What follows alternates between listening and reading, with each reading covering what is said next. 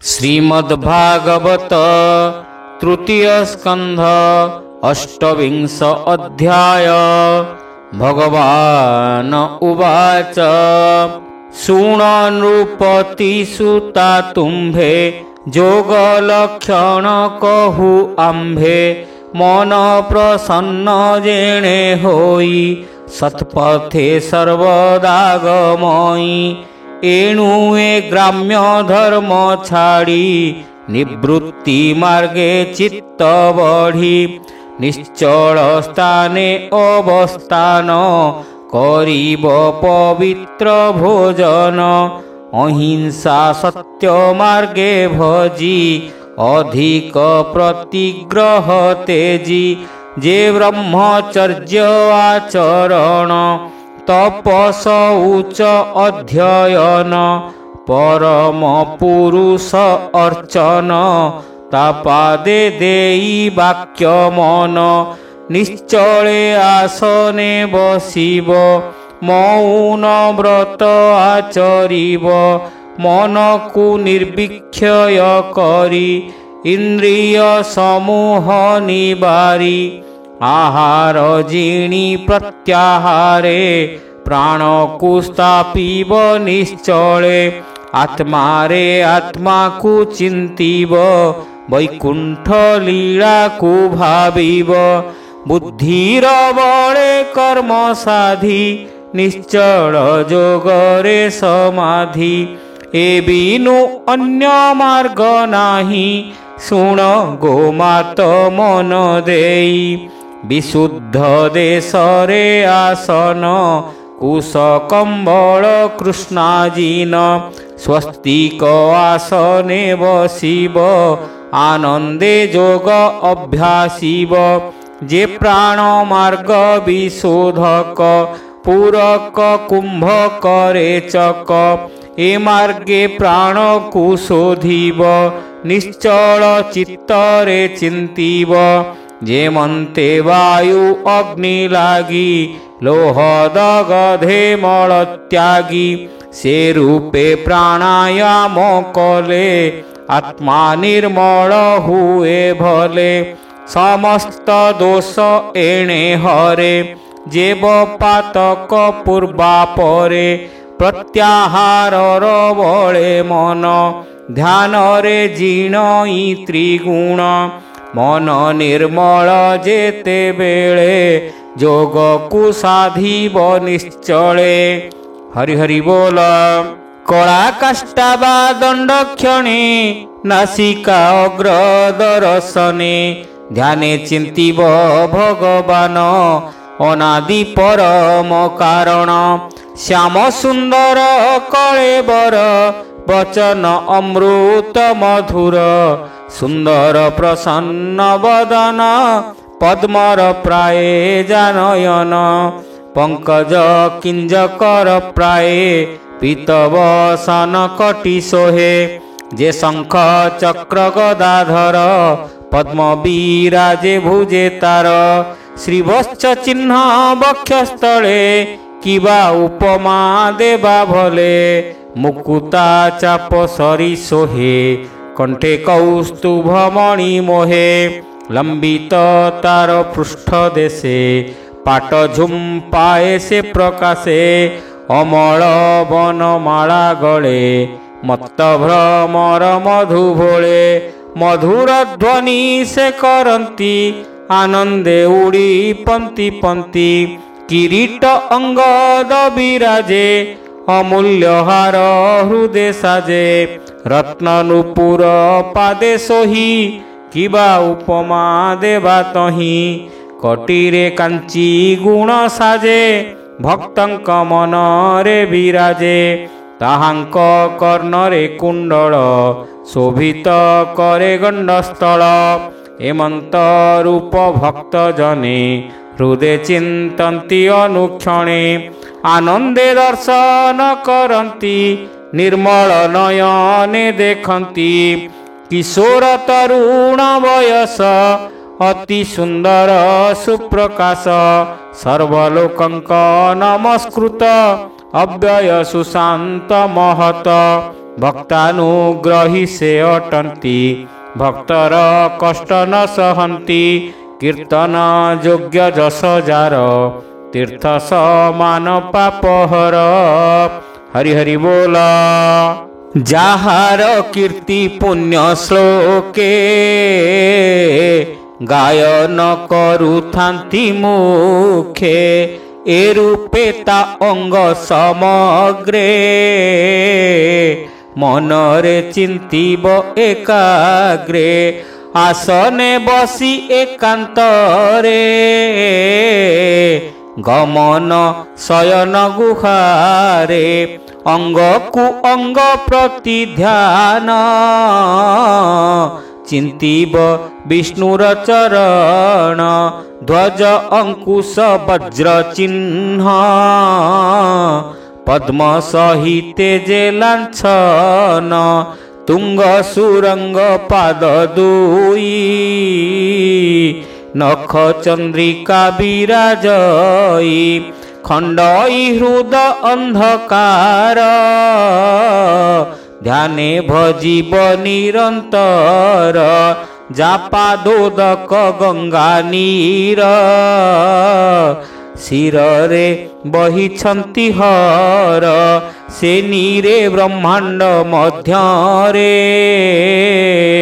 स्नाने तरंती सुर नरे पाप शैल वज्र प्राये जापाद नासई निर्भये से पाद पद्मे ध्यान करी नित्य बांधिब चित्ते धरी से पाद पद्मर महिमा के कही पारे गुण सीमा जे पाद जुग मनोहर लक्ष्मी से बई निरंतर सुंदर जानु लंबमान गरुड़ स्कंधरे शोभन अतसी कुसुमर प्राये अंग ताहार शोभा पाए तड़ित जिणी पीतांबर कांची नितंबे मनोहर ए विश्व जाहार उदर सप्त समुद्र द्वीपवर जानाभि पद्मु ब्रह्मजात अखिल ब्रह्मांडर नाथ। हरि हरि बोल। एमंत भावे एहा चिंती अपरे हृदय आकृति मर्कत मणि प्राय शोभा स्तन जुगल दिव्य प्रभा ता मध्य विशद जेहार अत्यंत शोभा से हृदर लक्ष्मी भूषण वक्षस्थले कौस्तुभ मणि शोभे गले अखिल लोक नमस्कृत रूप चिंतीब जगन्नाथ मंदर गिरी शृंग प्राये ताभुज दंड शोभा पाए जे चक्र धरी छंती कर अति असह्य तेज तार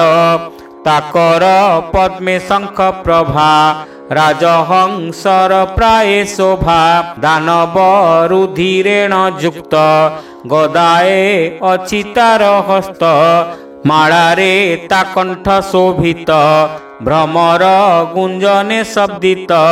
ता मध्य कौस्तुभ खचित जहा अटई जीव तत्व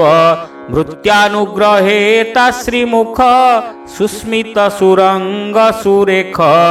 सुंदर वदनारविंद परे चिंतिबे जोगी वृंद श्रवणे मकर कुंडल चलन्ते सोहे गंडस्थल तुंग नासिका दिव्य शोभा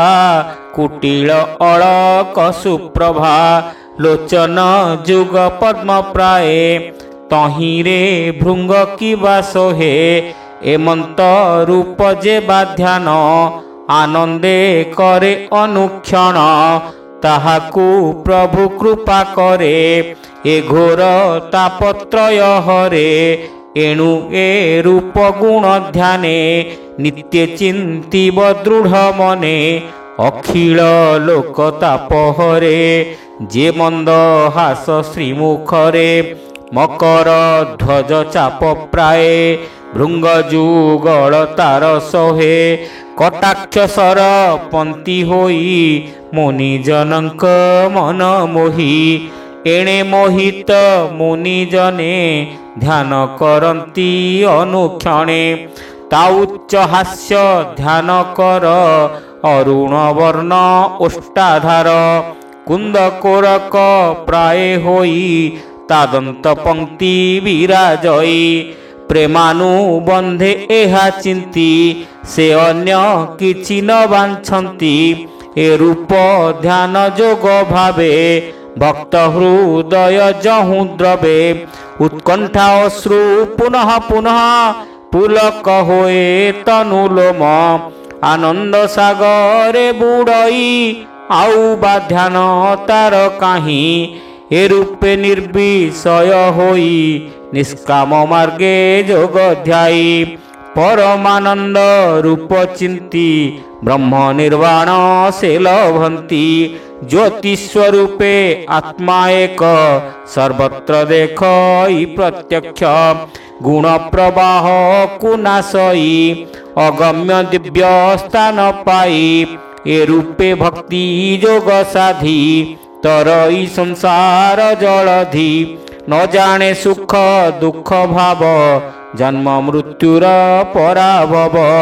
मदिरा पाने भोल होई जेमंत विवश हुई बसन कटी तटे अछि अथवा भूतले पड़िछि अज्ञाने किछि न जानती से रूपे जोगी देह वृत्ति ए देह कर्म बस होई सर्व संकल्प करुथाई जावत जोग सिद्धि नोहि तावत विषय भ्रमई पुत्र कलत्र गृह धन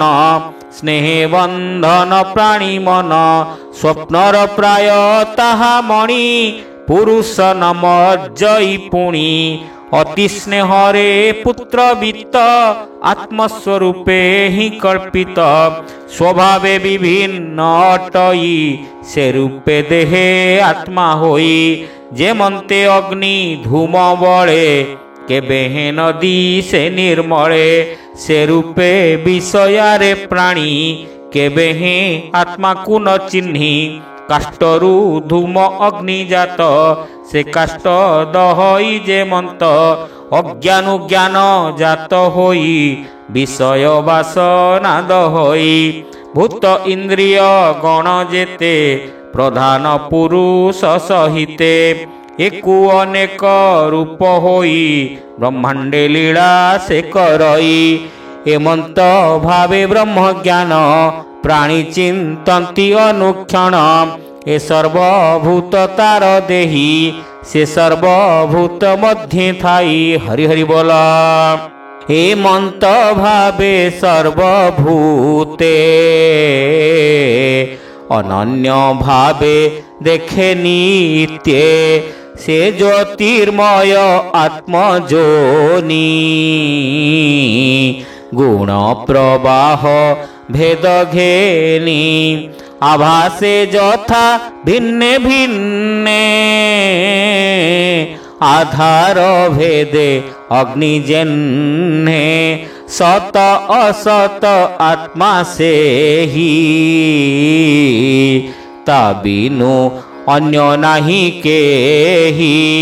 परम भक्ति भाव एही ए भावे चिंत मन देई तेबे ए संसारु तरीब श्री कृष्ण चरण लभीब भूमात साध एही जोग हेले तरीब कर्म भोग एणु संसारु तरी जीव नाही जात ना ପରାଭବ କହଇ ବିପ୍ର ଜଗନ୍ନାଥ